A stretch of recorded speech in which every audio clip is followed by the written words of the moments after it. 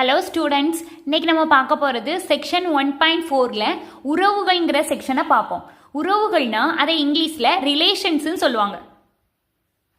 ரிலேஷன்ஸ்லாம் என்ன? நம்ம வாழ்க்கையில் எது எது உறவுகளோட இருக்குதுன்னு பார்ப்போம். புது தில்லியானது இந்தியாவின் தலைநகரம். இப்போ புது தில்லிக்கும் இந்தியாவுக்கும் ஒரு தொடர்பு இருக்குது. அது என்ன தொடர்பு? புது தில்லி இந்தியாவோட தலைநகரம்ங்கிற தொடர்பு. அப்போ இப்படி ஒன்றும் இன்னொன்றும் ஏதோ ஒரு தொடர்பில் இணைக்கப்பட்டிருந்துன்னா அந்த புதுதில்லிக்கும் இந்தியாவுக்கும் இடையில ஒரு உறவு இருக்குன்னு அர்த்தம். அந்த உறவு தான் தலைநகரம். இதை நம்ம எப்படி குறிப்பிடணும்?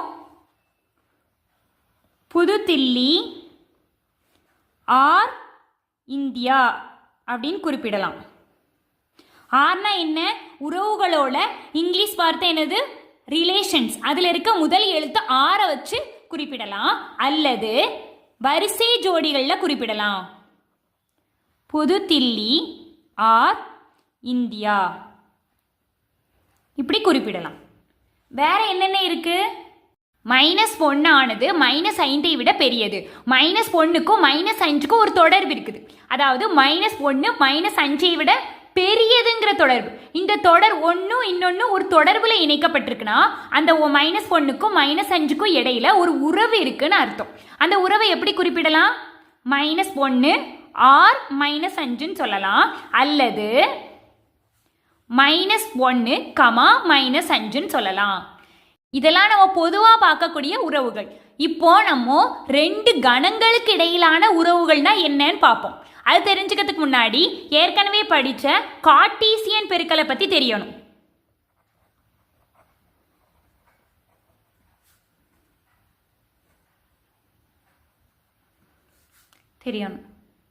இப்போ இங்க 2 கணம் எழுதியிருக்கேன். இந்த 2 கணத்துக்கு இடைப்பட்ட கார்ட்டீசியன் பெருக்கல்லாம் எப்படி இருக்கும்? A கிராஸ் Bன்னு இருக்கும்.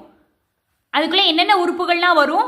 கார்ட்டீசியன் பெருக்கல்னாலே இதில் இருக்கக்கூடிய ஒவ்வொரு உறுப்பும் இதில் இருக்கக்கூடிய ஒவ்வொரு உறுப்போட வரிசை ஜோடியாக இணைக்கப்பட்டிருக்கும். இப்போ 1ங்கிற உறுப்பை எடுத்துட்டா அது 7ஓடையும் 8ஓடையும் 9ஓடையும் வரிசை ஜோடியாக இணைக்கப்பட்டிருக்கும். அப்போ அது எப்படி வரும்? 1,7 1,8 1,9 இந்த மாதிரி வரும். அடுத்து 2ங்கிறதும் 7ஓட 8ஓட 9ஓட வரிசை ஜோடியாக இணைக்கப்பட்டிருக்கும்.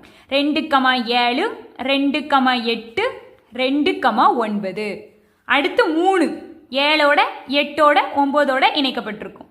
3,7 3,8 3,9 இப்படி இணைக்கப்படும். இதுதான் கார்ட்டீசியன் பெருக்கல் நம்மளுக்கு தெரியும்.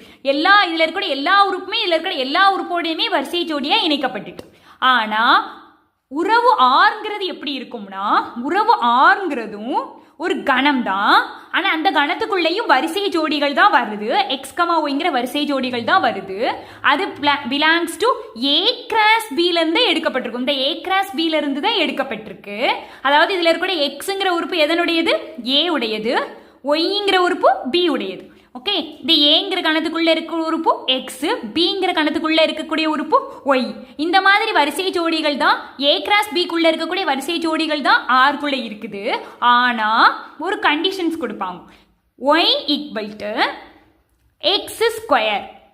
ஏதோ ஒரு கண்டிஷன்ஸ் இந்த மாதிரி கொடுத்துருப்பாங்க. அதாவது Y = X² என்ன அர்த்தம்?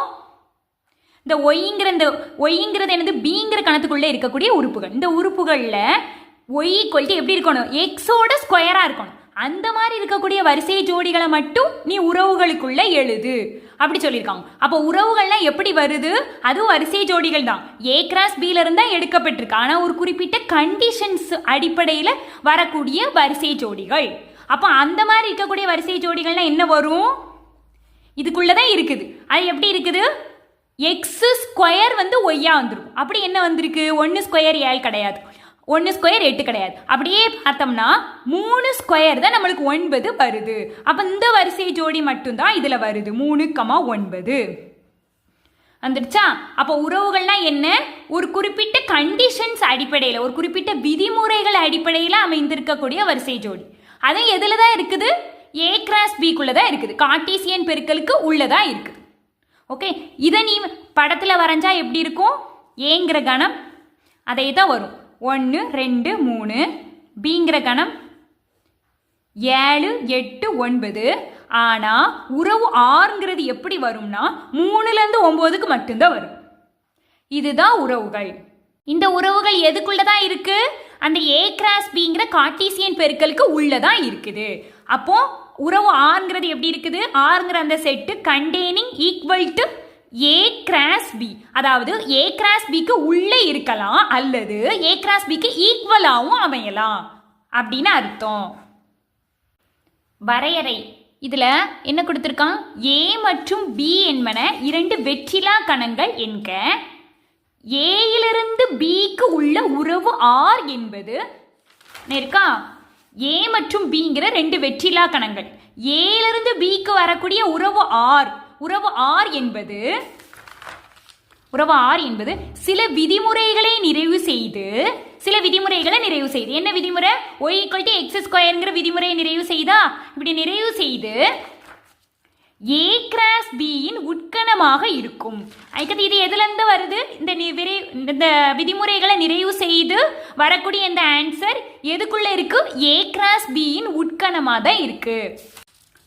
x belongs to A விற்கும் y belongs to B க்குமான உறவு R இன் வழியாக இருந்தால் x belongs to A உடையது, y belongs to B உடையது. இந்த ரெண்டுக்கும் உள்ள உறவு இந்த கண்டிஷன்ஸ் அடிப்படையில் இருந்துச்சுன்னா, இந்த விதிமுறையை உட்பட்டு வந்துச்சுன்னா, அது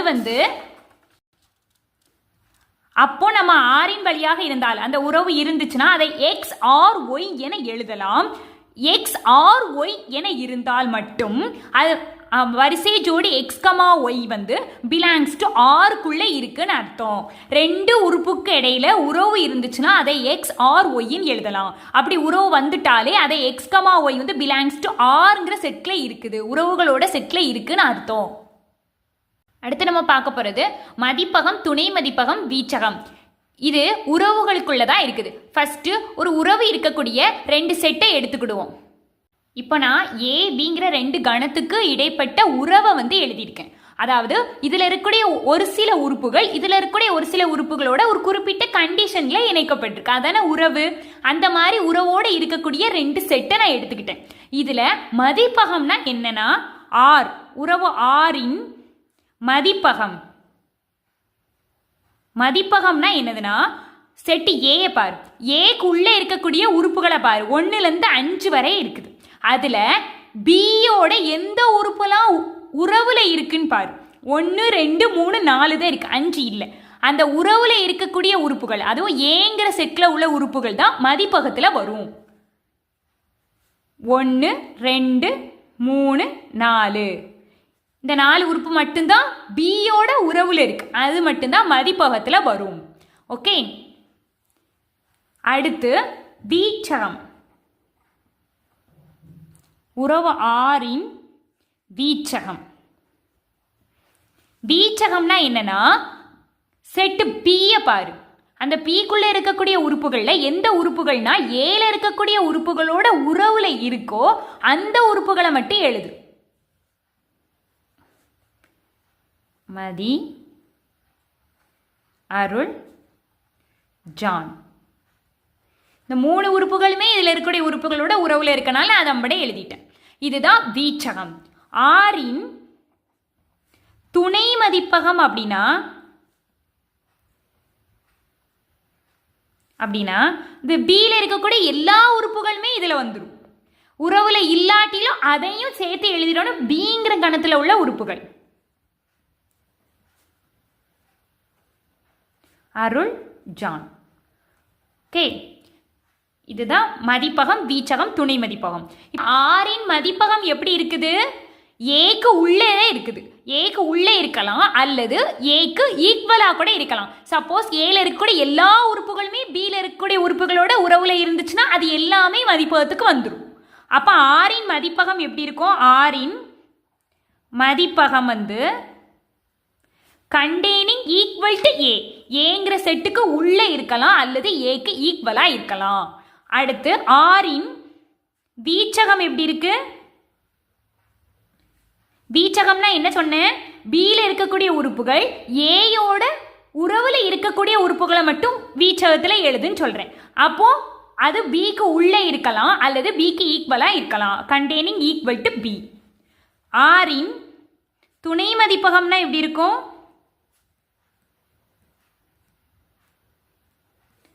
அது பிங்கிற செட்டை ஃபுல்லாத்தையும் எழுதணும். ஈக்குவல் டு பியா இருக்கும். அவ்வளோதான். அப்புறம் மதிப்பகத்தை இங்கிலீஷில் டொமைன் சொல்லலாம். துணை மதிப்பகத்தை இங்கிலீஷில் கோடொமைன். வீச்சகத்தை இங்கிலீஷில் ரேஞ்ச். அவ்வளோதான். அடுத்து ஒரு விளக்கம் பார்க்கலாம். இப்போ விளக்கம் 6ல் என்ன கொடுத்துருக்கான்? ஏபி என்க. ஏபிங்கிற 2 கணம் கொடுத்துருக்கான். ஏலிருந்து பிக்கு ஆர் என்ற உறவானது குறைவாக உள்ளது என வரையறுக்கப்பட்டால் ஆர்ங்கிற உறவு எப்படி இருக்கணும்? அந்த கண்டிஷன்ஸ் கொடுத்துட்டாங்க. குறைவாக உள்ளது, அதாவது ஏ சிறுசா இருக்கணும், பி பெருசா இருக்கணும். அந்த மாதிரி இருக்கக்கூடிய உறவை மட்டும் எடுத்து எழுது அப்படின்னு கொடுத்துருக்கான். அப்போ ஆர்ங்கிற உறவு எப்படி இருக்கும்? கணம்.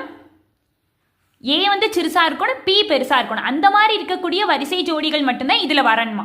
அப்போ ஏ 1 இருக்கு, பி 4 இருக்கு, வருமா அந்த வரிசை ஜோடி 1,4. அடுத்து ஏ 1 இருக்கு, பி 8 இருக்குன்னா 1,8. அடுத்து 3 இருக்கு, ஏ 3 இருக்கு, பி 4 இருக்குதுன்னா 3,4. அடுத்து ஏ 5 இருக்கு, ஏ 3 இருக்கு, பி 8 இருக்கு கூட வரும் 3,8. அடுத்து ஏ 5 பி 4 அப்படி வராது. அப்ப ஏ 5 பி 8. அடுத்து ஏ 7 பி 4 வராது. ஏ 7 பி 8. அவ்வளவுதான். இதுதான் குறைவாக உள்ளதுன்னு அவன் கொடுத்த ரூல்ஸுக்கு விதிமுறைக்கு ஏற்ற மாதிரி இருக்கக்கூடிய உறவு. இப்போ நான் இது ஏற்கனவே சொல்லியிருக்கேன். ஏபிங்கிற 2 கணத்துல ஒரு குறிப்பிட்ட விதிமுறைகளை நிறைவு செய்யக்கூடிய அந்த வரிசை ஜோடிகளை மட்டும் எழுதினாதான் அதுதான் உறவுங்கிற செட்டுன்னு சொல்லியிருக்கேன். அடுத்து என்ன சொல்லியிருக்கேன்? அந்த உறவுகள் ஏ கிராஸ் பிக்கு உள்ளதான் இருக்குன்னு சொல்லியிருக்கேன். அப்ப அதே மாதிரி ஏ கிராஸ் பிக்கு உள்ள இருக்கான்னு பார்ப்போம். ஏ பி. ஏ பி. ஏங்கிற கணம் என்ன? 1 3 5 7. பிங்கிற கணம் 4 8. அப்போ A cross B equal to 1 3 5 7 cross 4 8. Cartesian பெருக்கல்னா என்ன? A cross B equal to இதில் இருக்கக்கூடிய ஒவ்வொரு உறுப்பையும் இதில் இருக்கக்கூடிய ஒவ்வொரு உறுப்போடு ஜோடி சேர்த்து எழுதணும். ஸோ 1 4ஓடையும் 1 8ஓடையும் ஜோடி சேர்த்தா 1,4 1,8. அடுத்து 3 4ஓடையும் 3 8ஓடையும் ஜோடி சேர்த்தா 3,4 3,8. 5 4ஓட 5,4 5 8ஓட. அடுத்து 7 4ஓட 7 8ஓட. இதுதான் கார்ட்டீசியன் பெருக்கல். ஏ கிராஸ் பிங்கிற 2 கணங்களுக்கு இடைப்பட்ட கார்ட்டீசியன் பெருக்கல். இதுக்குள்ள இந்த உறவு இருக்கான்னு பாரு. 1,4 1,4 1,8 1,8 3,4 3,4 3,8 3,8 5,8 5,8 7,8 7,8. ஏ கிராஸ் பியின் உட்கணமாக தான் உறவுகள் இருக்கணும். அதே மாதிரி இருந்துட்டா இதுக்குள்ளே இருக்கணும். கொடுக்கப்பட்ட கண்டிஷன்ஸை நிறைவு செய்யக்கூடியதுதான் உறவு.